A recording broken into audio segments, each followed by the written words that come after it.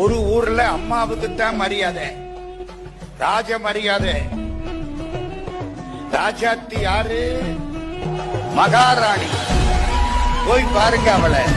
நீங்க ஒண்ணும் கேட்க வேண்டாம், வேணுங்கிறத கொடுத்துடுவான். ஏமா 3 மாச குழந்தைக்கு தாய் கேட்டா பால் கொடுக்கிறா.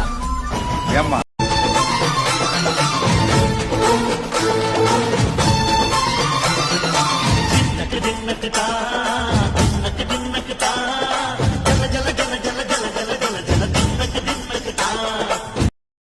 இவ என் தாய் மீனாட்சி.